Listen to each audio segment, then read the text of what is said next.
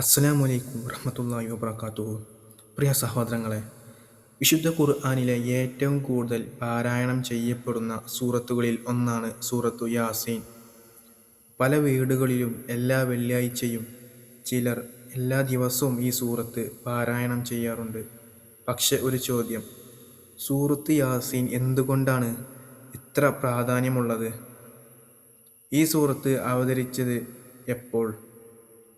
അതിൽ അള്ളാഹു നമ്മെ എന്താണ് പഠിപ്പിക്കുന്നത് എന്നീ ചോദ്യങ്ങൾക്കുള്ള ഉത്തരങ്ങൾ നമുക്ക് ഖുർആന്റെ വെളിച്ചത്തിൽ മനസ്സിലാക്കാം. പ്രിയ സഹോദരങ്ങളെ, സൂറത്ത് യാസീൻ ഖുർആനിലെ 36-ാമത്തെ സൂറത്താണ്. ഇതിൽ 83 ആയത്തുകളുണ്ട്. മിക്ക പണ്ഡിതന്മാരുടെയും അഭിപ്രായത്തിൽ ഇത് മക്കയിൽ അവതരിച്ച സൂറത്താണ്.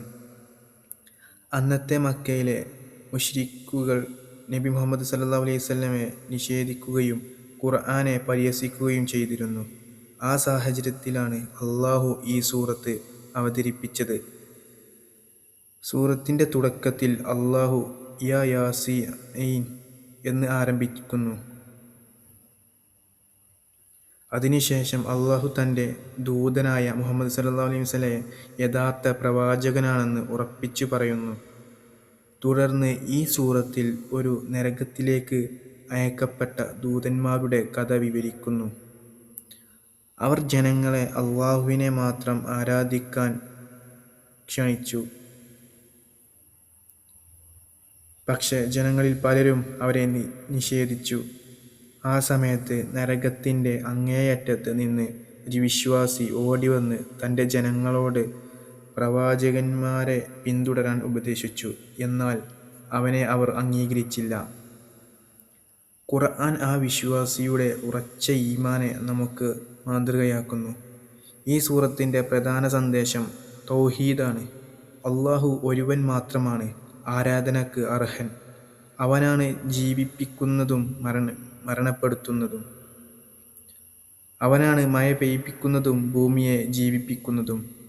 രാത്രിയും പകലും സൂര്യനും ചന്ദ്രനും സസ്യങ്ങളും പഴങ്ങളും ഇതെല്ലാം അള്ളാഹുവിന്റെ ശക്തിയുടെ അടയാളമാണെന്നാണ് ഈ സൂറത്ത് നമ്മെ ഓർമ്മിപ്പിക്കുന്നത്.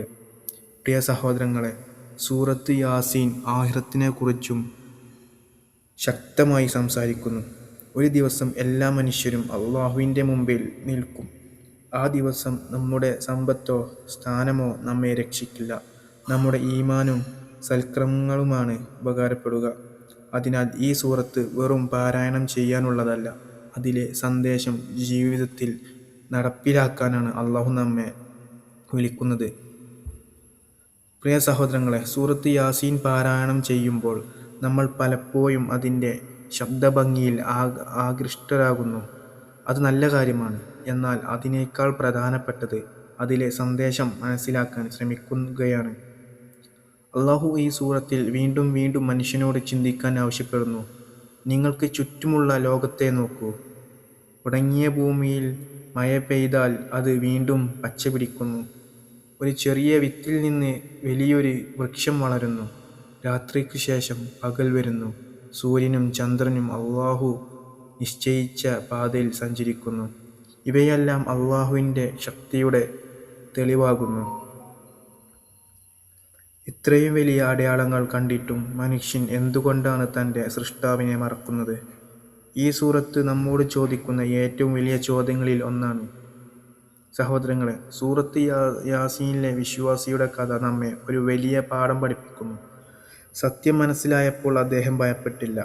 ജനങ്ങൾ എതിർത്തിട്ടും അദ്ദേഹം അള്ളാഹുവിൻ്റെ ദീനിനെ പിന്തുണച്ചു.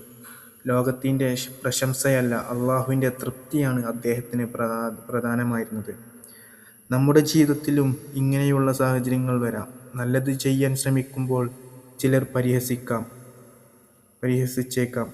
അള്ളാഹുവിൻ്റെ മാർഗത്തിൽ നടക്കുമ്പോൾ ചിലർ തടസ്സങ്ങൾ സൃഷ്ടിച്ചേക്കാം. അത്തരം സമയങ്ങളിൽ ഈ വിശ്വാസിയുടെ ക്ഷമയും ധൈര്യവും നമുക്ക് മാതൃകയാകണം. പ്രിയ സഹോദരങ്ങളെ, ഇന്നത്തെ കാലത്ത് ഖുർആൻ വീടുകളിൽ ഉണ്ടെങ്കിലും അതിൻ്റെ അർത്ഥം പഠിക്കാൻ പലരും സമയം കണ്ടെത്തുന്നില്ല. ദിവസവും കുറച്ച് ആയത്തുകളെങ്കിലും അർത്ഥത്തോടൊപ്പം ഓതാൻ ശ്രമിക്കൂ.